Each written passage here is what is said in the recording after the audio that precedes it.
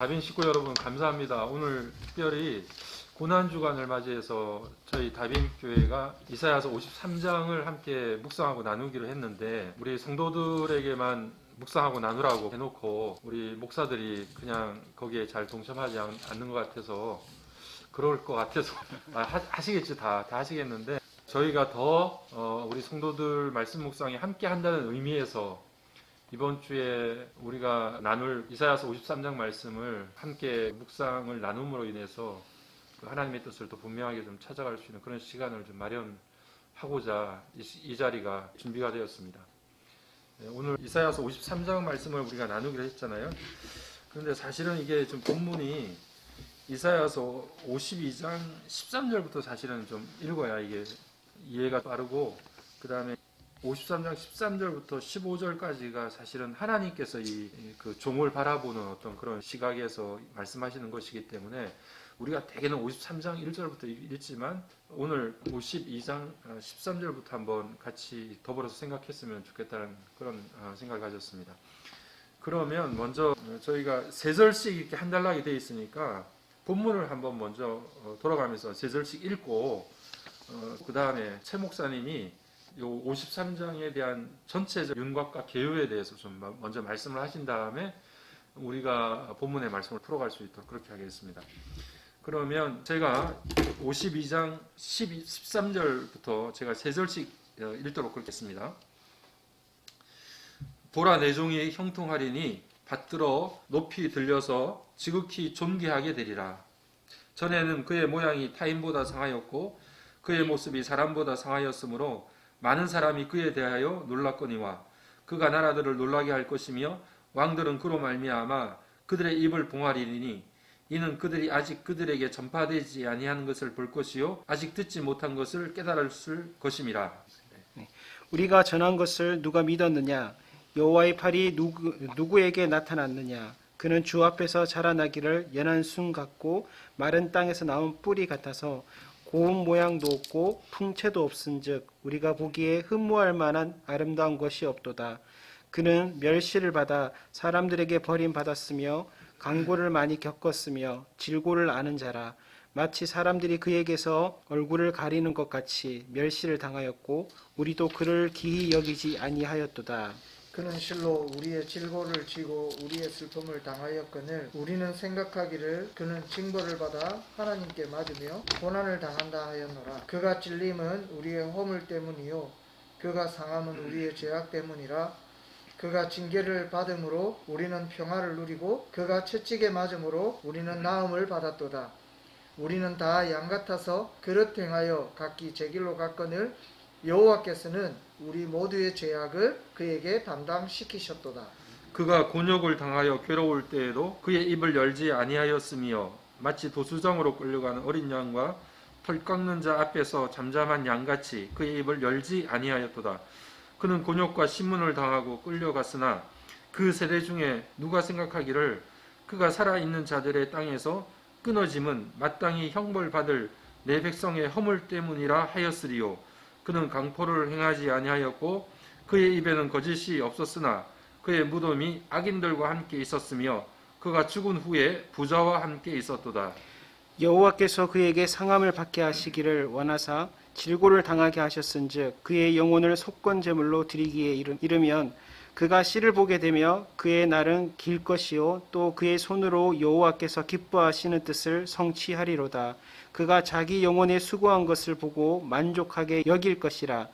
나의 의로운 종이 자기 지식으로 많은 사람을 의롭게 하며 또 그들의 죄악을 친히 담당하리로다. 그러므로 내가 그에게 존귀한 자와 함께 몫을 받게 하며 강한 자와 함께 탈취한 것을 나누게 하리니 이는 그가 자기 영혼을 버려 사망에 이르게 하며 범죄자 중에 하나로 헤아림을 받았음이니라. 그러나 그가 많은 사람의 죄를 담당하며 범죄자를 위하여 기도하였느니라. 아멘. 아멘. 우리가 오늘 본문을 다 읽었는데 최중호 목사님이 본문에 대한 전체적인 개요에 대해서 먼저 좀 말씀을 좀 해주시기를 바랍니다. 네, 일단 이사야서가 쓰이게 된 이 배경은 예루살렘 성전이 멸망하고 유다 백성이 바벨론에서 포로 생활할 때 쓰여진 말씀입니다. 이사야의 전체적인 구절을 보게 되면 1장부터 66장까지 있는데 1장부터 39장까지는 구약의 39권처럼 이스라엘 그 구약시대 상황을 말하고 있고 40장에서 66장 그러니까 40장에서는 여호와의 길을 예비하라 로 시작해서 66장에 새하늘 새 땅이 내 앞에 항상 있을 것 같이라는 세례 요한의 외치는 소리로 시작해서 새하늘 새 땅으로 끝나는 신약의 구조와 아주 일치한 말씀입니다. 근데 특별히 여기 종의 노래라고 불리우는 그 네 곳이 있는데 오늘 이 53장에 나온 이 말씀이 네 번째 마지막 종의 노래에 해당하는 본문이고 또 그 메시아 예언의 그 절정을 이루는 본문입니다. 그래서 이제 이 53장에서 그 3절씩 나누어서 이렇게 말씀할 수가 있는데요. 1절에서 3절까지는 사람들의 환영을 받지 못하는 종에 대해서 이렇게 본할 수가 있고요. 그다음에 두 번째로 4절에서 6절에는 그 고통을 통해서 치료하시는 그 예수님의 모습을 예언하고 있는 모습을 볼 수가 있습니다. 그리고 세 번째로는 7절에서 9절은 그 무고하게 고난 당하는 종의 모습을 볼 수가 있는데 여기에서는 이제 초인륜적인 그 모습을 보이는데요. 6절에 나오고 7절에 나오는 그 하나님의 말씀을 잠잠히 순종하는 양의 모습을 보여주고 있습니다.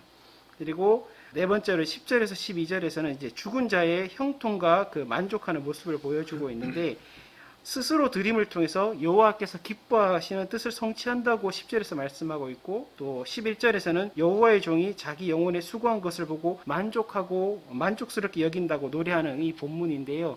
이 말씀이 이제 우리가 좀 묵상을 하면서 예수 그리스도의 그 오심에 대한 그 좀 같이 볼 수 있는 부분인 것 같습니다. 네, 감사하고요.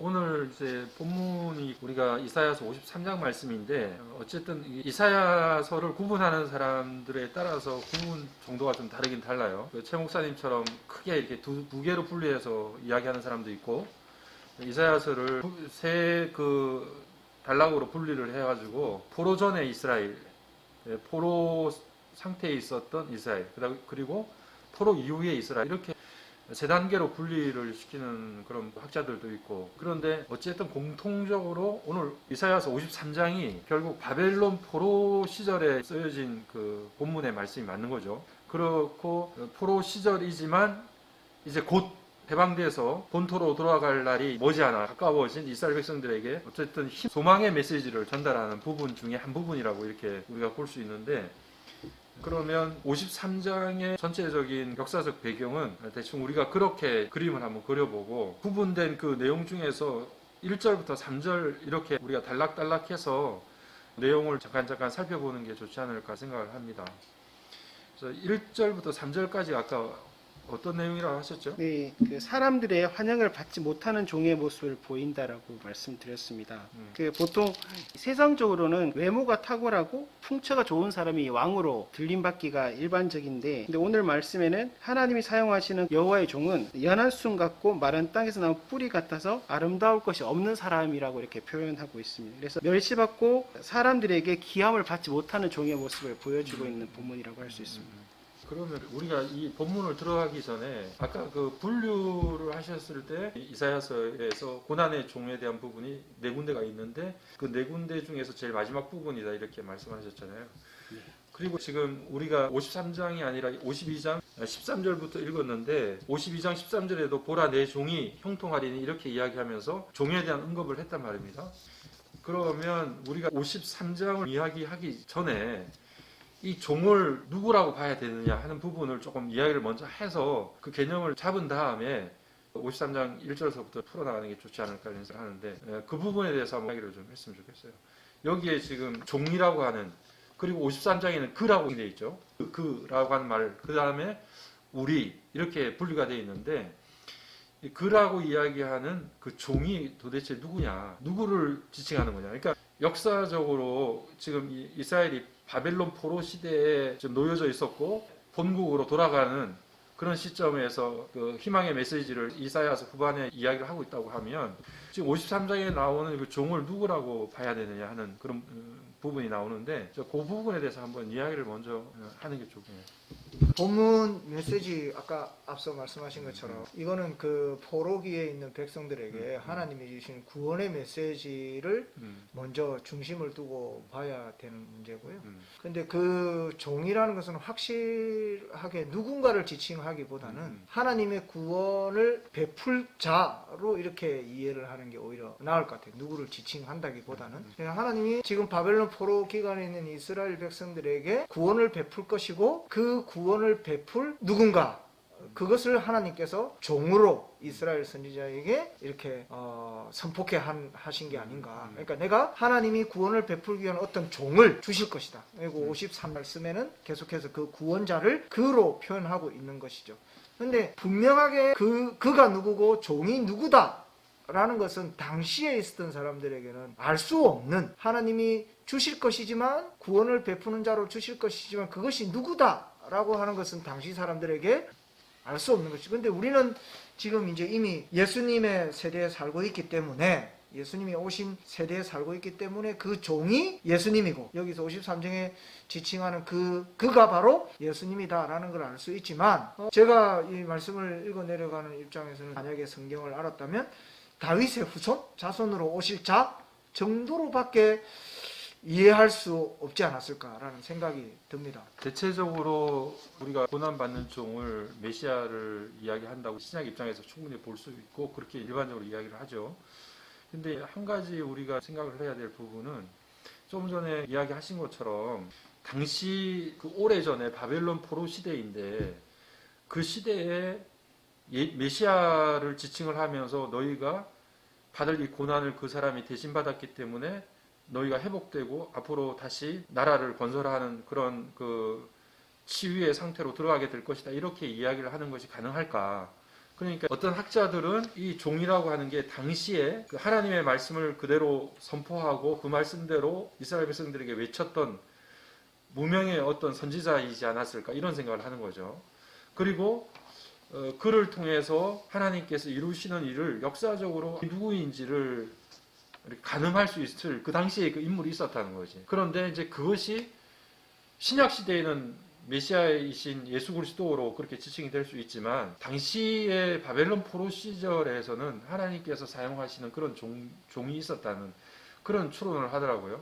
그러니까 만약에 우리가 이걸 단순히 예수 그리스도라고 그냥 이렇게 대입을 해버리면 역사성이 사실은 이게 붕 떠버리니까 당시의 바벨론의 포로 시대의 역사적 상황과 잘 맞아 들어가지 않는 그런 부분이 있을 수 있어서, 그래서 아마 구약 학자들은 당시에 그렇게 하나님의 뜻을 제대로 선포했던, 바벨론 시절이지만 하나님의 말씀을 제대로 선포했던 선지자들이 있었을 것이고 그 무명의 선지자들을 종으로 지칭하지 않았을까.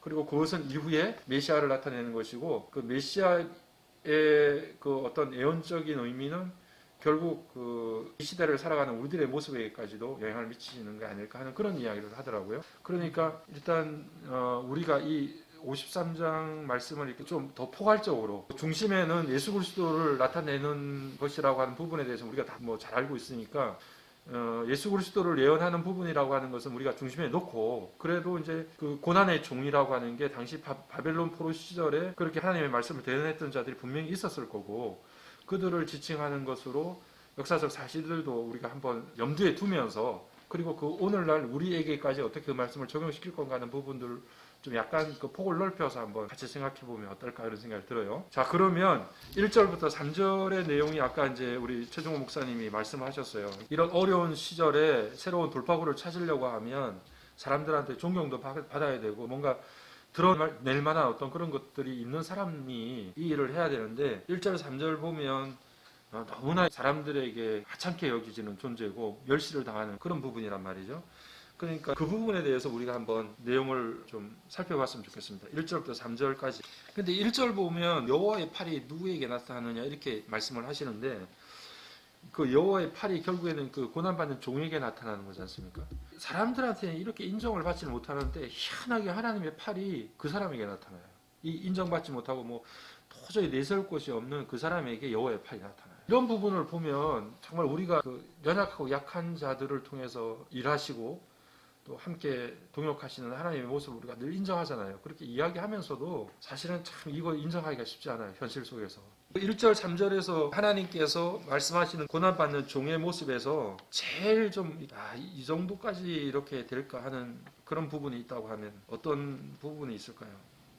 저 같은 경우는 3절 끝부분에 마치 사람들이 그에게서 얼굴을 가리는 것 같이 멸시를 당하였고 우리도 그를 귀히 여기지 아니하였다. 이 말씀을 보면 그러니까 사람들도 그를 멸시를 했고 거기에다가 우리도 그를 존귀히 여기지 않았어요. 그러니까 고난받는 종이 다 버림을 받은 거예요. 어느 한 군데 누구에게 기댈 데가 없는 거예요. 안에서도 밖에서도 그를 존귀히 여기거나 아니면 인정해주거나 그런 사람이 아무도 없는 거예요. 그러니까 오늘날로 우리가 적용해보면 뭐 교회 안에 있는 사람이나 교회 밖에 있는 사람이나 다 예수를 멸시한다 그렇게 생각이 들더라고요. 누구에게도 인정을 받지 못하는 그런 모습이 고난받는 종의 모습이 아니었나 이런 생각도 듭니다. 말씀을 좀 하세요. 네, 동의합니다. 1절부터 3절까지. 네, 동의합니다. 근데 저는 조금 이렇게 그 시각적으로 좀 이렇게 다르게 본 게 뭐 다른 솔직히 53장이 예수님을 지칭하고 있고 우리가 워낙 고난 주간 될 때마다 이 53장을 엎드리고 어떤 목사님은 심지어 53장을 묵상하면서 눈물을 흘리지 않으면 그게 내가 이미 예수님을 믿는데도 불구하고 내 신앙에 진보가 없다는 뭐 그런 증거다 뭐 이렇게 할 정도로 53장이 복음의 진수라고 보죠. 네, 그렇게 이야기하는데 그래서 저도 많이 묵상을 했지만 조금 이제 다르게 보려고 노력을 많이 하면서 이제 말씀을 드렸는데 저는 좀 달랐던 게 이제 1절 같은 경우에 보면 저는 이제 부정으로 봤거든요. 왜냐하면 전한 것을 아무도 안 믿었다라고 그렇죠. 이렇게 들었어요. 그리고 예수님의 팔이 이미 임했는데 아무도 그 여호와의 팔을 자기가 누리고 살면서 전혀 깨닫지 못하는 세대를 향해서 그렇기 때문에 앞으로 내가 너희에게 구원으로 베풀 그 종에 대해서도 너희가 그렇게 대할 것이다 라는 메시지로 받아들였거든요. 그게 바로 내가 너희에게 베푸는 구원의 종이다. 너희는 부정하겠지.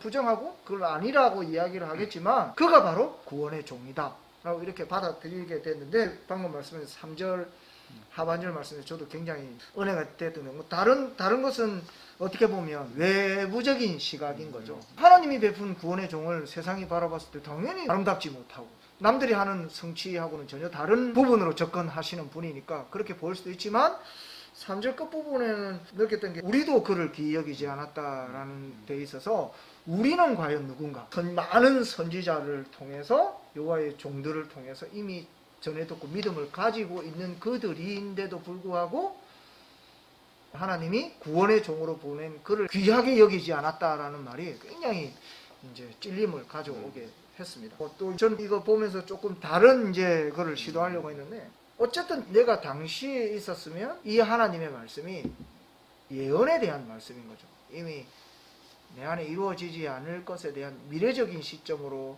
하나님이 이 말씀을 하셨을 것인데 오늘 말씀을 우리가 두 번, 세 번 이렇게 읽어보시면 완료적 시제가 많이 쓰이고 있습니다. 전부 완료제입니다. 뭐냐면 겪었으며 라고 설명하고 있어요. 그가 질고를 겪었다 라고 이렇게 설명하지 겪을 것이다 라고 설명하지 않는다는 것이죠. 모든 문장이 다 그렇다는 것이죠. 이거는 어떤 생각이 들었냐 하면 지금은 우리가 알 수 없지만 반드시 하나님이 이 일을 이룰 것이다 라는 메시지를 하나님이 이 말씀 가운데서 던지고 있는 거죠.